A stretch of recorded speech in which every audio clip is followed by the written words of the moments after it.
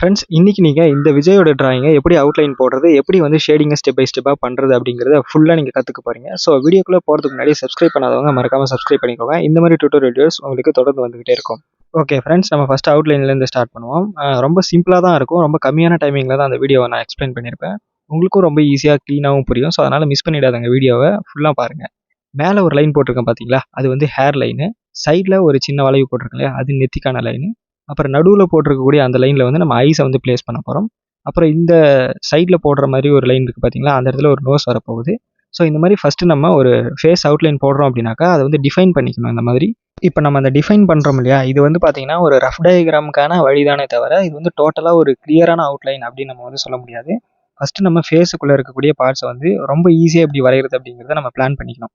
இப்போ நான் அந்த நோஸ் லைனுக்கு பக்கத்தில் ஒரு ஷேடிங் லைன் பண்ணிவிட்டு அதுக்கப்புறமா வந்து பார்த்தீங்கன்னா ரெண்டாவது ஐஸோடைய அந்த ஷேப்பை வந்து நான் வரைஞ்சிக்கிட்டு இருக்கேன். ஸோ ஒரு ஐஸ் வரைஞ்சிட்டு இன்னொரு ஐஸ் நம்ம வரைய போகிறோம் அப்படின்னாலே, ஸோ அந்த நடுவில் இருக்கக்கூடிய அந்த ஷேடிங் லைன்ஸ் நான் வச்சேன் பார்த்தீங்கன்னா, அது மாதிரி வச்சிடணும். ஸோ மேலே போகிற லைன் வந்து ஐப்ரோ வரப்போகுது.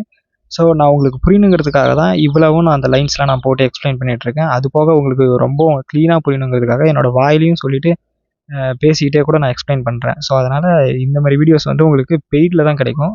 நான் வந்து உங்களுக்கு ஃப்ரீயாக எக்ஸ்பிளைன் பண்ணி சொல்லி கொடுத்துட்ருக்கேன். ஸோ அதனால் வந்து மிஸ் பண்ணிடாதீங்க. ஃபுல்லாக பார்த்து பிடிச்சிருந்துச்சுன்னா லைக் பண்ணுங்கள், சப்போர்ட் பண்ணுங்கள். ஐப்ரோஸ் நான் வந்து அந்த லைனில் நான் போட்ட லைனில் வரைஞ்சிக்கிறேன். ஸோ இப்போ நான் நோஸ் வரைகிறதுக்கு பாருங்கள், அந்த கண்ணோடைய ஐபால்ல இருந்து லைன் எடுத்திருக்கேன். ஸோ இதே மாதிரி ரைட் சைடில் இருக்கக்கூடிய கண்ணோட ஐபால்ல இருந்து நான் லைன் எடுத்திருக்கேன். ஸோ லைன் எடுத்துகிட்டு ஸோ அதில் வந்து நம்ம வந்து மேட்ச் பண்ணலாம். நோஸை வந்து மேட்ச் பண்ணுறது இப்படி தான். அதே மாதிரி நீங்கள் நோஸ் வரையும் போது ஒரு சில விஷயங்கள் என்ன கவனிக்கணும்னா, இப்போ இது ஃபேஸ் வந்து இவரது திரும்பி இருக்கு அப்படிங்கிறதுனால திரும்பி இருக்கிற நோஸ் வந்து பார்த்தீங்கன்னா எப்படி இருக்கும் அப்படிங்கிறதும் இந்த ரெஃபரன்ஸ் பிக்சரில் இருக்கு பாருங்கள், அதை பார்த்து வரைஞ்சிக்க வேண்டியதான்.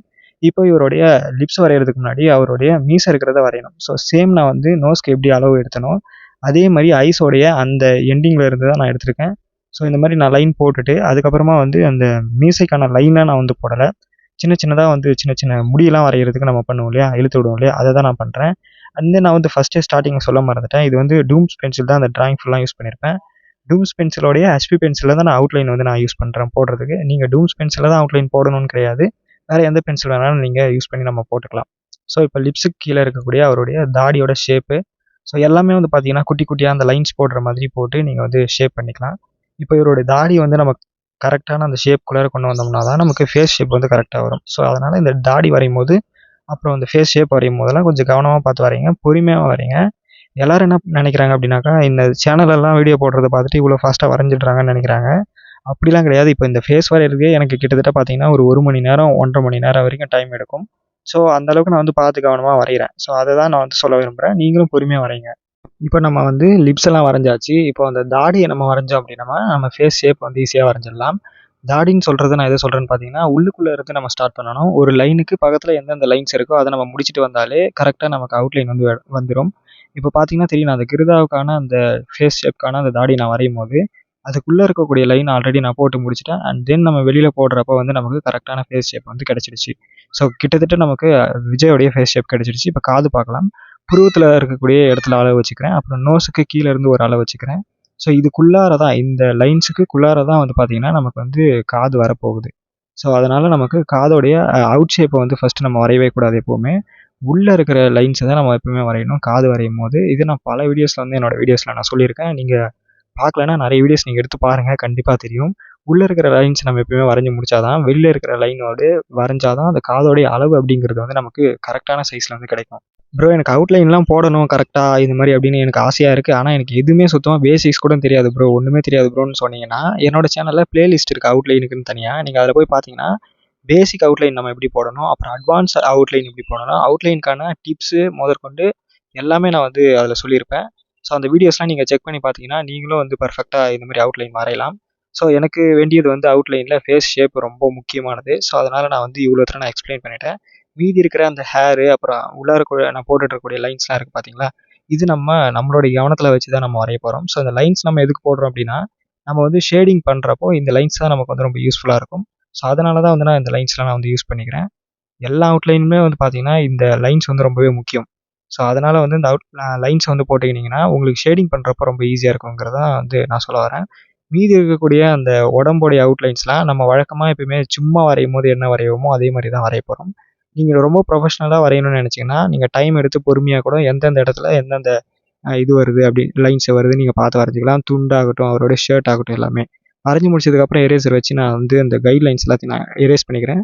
எரேஸ் பண்ணி முடிச்சுட்டு இதே டூம்ஸோடைய 2B பென்சில் யூஸ் பண்ணி நான் வந்து டார்க்னஸ் பண்ணிக்கிறேன். இந்த ரஃப் டயக்ராமில் எதெல்லாம் தப்பாக இருக்கோ அதெல்லாம் நம்ம கவனமாக பார்த்துட்டு டார்க் பண்ணும்போது டார்க் பண்ணிட்டோம் அப்படின்னா இந்த மாதிரி ஒரு பர்ஃபெக்டான அவுட்லைன் வந்து நீங்களும் வரைஞ்சி முடிச்சிடலாம். இப்போ நம்ம பார்ட் 2க்கு வந்துட்டோம். ஷேடிங்லேருந்து ஸ்டார்ட் பண்ண போகிறோம். எப்பவுமே நீங்கள் ஒரு டிராயிங்க்கு ஷேடிங் பண்ண போகிறீங்க அப்படின்னாக்கா அதோட ஹேர்லேருந்து ஸ்டார்ட் பண்ணுங்கள். இப்போ இந்த டிராயிங்கோடைய ஹேருக்கு டூம்ஸோடைய 8B பென்சில் எடுத்து நான் ஃபஸ்ட்டு ஷேட் பண்ணிக்கிட்டு இருக்கேன்.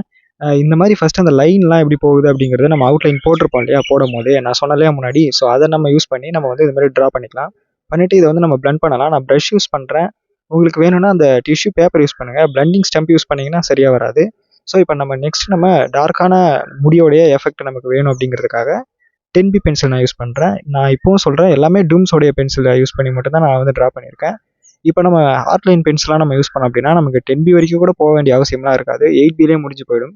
ஸோ டூம்ஸ் பென்சில் அப்படிங்கிறப்போ அதோடைய டார்க்னஸ் ரொம்பவே கம்மியாக இருக்குது. ஸோ நான் வந்து உங்களுக்கு சொல்லிக் கொடுக்கணும் அப்படிங்கிறதுக்காக அந்த பென்சில் நான் யூஸ் பண்ணியிருக்கேன். கொஞ்சம் யூசர் ஃப்ரெண்ட்லியாக இருக்கும் இந்த பென்சில் பிகினர்ஸ்க்கு. ஸோ அதனால் இந்த பென்சில் நான் யூஸ் பண்ணி சொல்லி கொடுத்துட்ருக்கேன். கொஞ்சம் ப்ரொஃபஷனலாக வேணும்னா நீங்கள் ஆர்ட்லைன் போயிடுங்க, சூப்பராக இருக்கும். ஸோ ஏர்லைன்ஸ்லாம் நான் யூஸ் பண்ணி நான் வரைஞ்சி முடிச்சதுக்கப்புறமா இதையும் நம்ம வந்து ப்ரஷ் வச்சு பிளண்ட் பண்ணிக்க வேண்டியதான். க்ளீனாக பிளண்ட் பண்ணிக்கோங்க. ஸோ ரியலிஸ்டிக்கான ஹேர் கிடைக்கும். இதோட முடி வரைஞ்சி முடிச்சாச்சுன்னு கேட்டிங்கன்னா கிடையாது, இன்னும் நிறைய டிப்ஸ் இருக்குது. ஸோ அதை நான் ஃபைனலாக சொல்கிறேன். நம்ம நெக்ஸ்ட்டு வந்து ஐஸோடைய அந்த பால்ஸ் தான் வரையணும். ஏன்னா ஐஸ் கரெக்டாக வரைஞ்சிட்டோம்னாலே அடுத்தது நம்ம ஃபேஸ் ஷேப்லாம் வரைகிறதுக்கு நமக்கே ஒரு நம்பிக்கை கிடைக்கும். ஸோ 8B பென்சில் எடுத்து ஃபஸ்ட்டு ஐபால்குள்ளே இருக்கக்கூடிய ஹைலைட்டை விட்டுட்டு நான் அந்த மாதிரி ஷேட் பண்ணிக்கிறேன். அப்புறம் 10B பென்சில் எடுத்து நான் வந்து உள்ளே இருக்கக்கூடிய டார்க்கஸ்ட் ஷேடை வந்து நான் கொடுத்துக்கிறேன். 8B பென்சிலை யூஸ் பண்ணி ஐப்ரோஸ்லாம் நான் வரைஞ்சிக்கிறேன். அப்புறம் 10B பென்சில் யூஸ் பண்ணி அந்த மீசோடைய அந்த லைன் வந்து ஃபஸ்ட்டு பேசிக்காக வந்து லைன்ஸ் போகிற மாதிரி போட்டுட்டு அப்புறமா நான் வந்து அதை டார்க்னஸ் பண்ணி ஷேட் பண்ணிக்கலாம். ஸோ இப்போ நம்ம வந்து ஃபேஸ்க்கு ஷேட் பண்ணலாம். HP பென்சில் வந்து நான் எடுத்திருக்கேன். இது வந்து டூம்ஸோடையது தான் எல்லாமே. HP பென்சில் யூஸ் பண்ணி அந்த பேசிக்கான டோன்லாம் இருக்கும் இல்லையா ஃபேஸில், லைட்டிங்லாம் எங்கெங்கே அடிக்குதோ அதை வந்து விட்டுருங்க. என்னுடைய ஃபேஸில் நான் வந்து ஷேட் பண்ணிக்கிட்டு இருக்கிறத பார்த்தீங்கனாலே தெரியும். மூக்கு கிட்டலாம் நான் அதிகமாக ஷேட் பண்ணியிருப்பேன். அவருடைய நெத்திக்கிட்ட பார்த்தீங்கன்னா லைட்டிங் இருக்கிறதுனால நான் அதிகமாக ஷேட் பண்ணியிருக்க மாட்டேன். ஸோ இதையும் நம்ம வந்து ப்ரஷ்ஷை வச்சு பிளண்ட் பண்ணிக்கலாம். ஸோ அந்த ஷேடிங்கை பொறுத்த வரைக்கும் பெருசாலாம் விஷயம்லாம் கிடையாது. நீங்கள் ட்ராயிங் பண்ண உங்களுக்கே தெரிஞ்சிடும். ஷேடிங்கை பற்றி ஒன்றுமே தெரியாதவங்கிறவங்க நல்லா புரிஞ்சுக்கோங்க. எல்லா ஃபேஸுக்குமே பேசிக் வந்து இந்த HP பென்சில் தான். அப்புறம் நம்ம இந்த ஃபேஸில் படுற ஷேடோஸ்க்காக நான் 4B பென்சில் வந்து நான் யூஸ் பண்ணுறேன். இதுவே ஆர்ட்லைன் பென்சில் யூஸ் பண்ணுறீங்கன்னா 2B பென்சிலே நமக்கு போதுமானது. இந்த 2B பென்சில் அல்லலாம் 4B பென்சில் எடுத்துக்கிட்டு ஷேடோஸ் இருக்கக்கூடிய ஏரியாஸ் கண்ணுக்கிட்ட அந்த மூக்குக்கு பக்கத்தில், ஸோ இந்த மாதிரி இடங்கள்லாம் நம்ம வந்து ஷேட் பண்ணிக்கலாம். ஃபேஸோடைய சைடில், நெத்தியோட சைடில் ஸோ நான் ஷேட் பண்ணுறது பார்த்தீங்கன்னா தெரியும். ஸோ இதையும் நம்ம வந்து பிளண்ட் பண்ணலாம். ஒவ்வொரு தடவையும் நம்ம ஷேட் பண்ணுறப்போ பிளண்ட் பண்ணிக்கிட்டே இருக்கணும். அப்போ தான் ரியலிஸ்டிக்காக கிடைக்கும். இப்போ லிப்ஸுக்கு வந்து பார்த்தீங்கன்னா ஃபஸ்ட்டு நான் வந்து 6B பென்சில் யூஸ் பண்ணிவிட்டு அதை வந்து நான் பிளண்டிங் ஸ்டம்ப் வச்சு நான் வந்து பிளண்ட் பண்ணிக்கிறேன். அப்புறம் 10B பென்சில் டார்க்னஸ்க்கு யூஸ் பண்ணிக்கிறேன். பிளண்டிங் ஸ்டம்ப் வந்து சின்ன சின்ன ஏரியாஸ்க்கு நான் யூஸ் பண்ணுற மாதிரி யூஸ் பண்ணுங்கள். ரொம்ப ரியலிஸ்டிக்கான லுக் வந்து நமக்கு கிடைக்கும். ஃபேஸ் ஷேப்லாம் முடிச்சுட்டு அப்புறம் அவருடைய தாடியோட லைட்டரான முடிக்கு வந்து 4B பென்சில் யூஸ் பண்ணி நான் வந்து இந்த மாதிரி லைன்ஸ்லாம் போட்டுக்கிறேன். குட்டி குட்டி லைன்ஸ்லாம் கொஞ்சம் ஷார்ப்பாக கிடைக்கும்.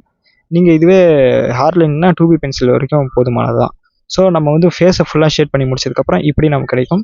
இப்போ இவருடைய துண்டு இருக்கு இல்லையா, இதுக்கு வந்து நான் கலர் பண்ணலாம்னு நினைக்கிறேன். ஸோ அதனால் கலர் பென்சில் நான் யூஸ் பண்ணுறேன். கொஞ்சம் டிஃப்ரெண்ட்டாக இருக்கும்னு நான் வந்து இதை பண்ணுறேன். பென்சில் ட்ராயிங் பண்ணுறீங்க அப்படின்னாக்கா இதுக்கு நீங்கள் வந்து ஒரு 4B இல்லை 8B பென்சில் நீங்கள் யூஸ் பண்ணிங்கன்னா இந்த டார்க்னஸ் வந்து கிடைக்கும்.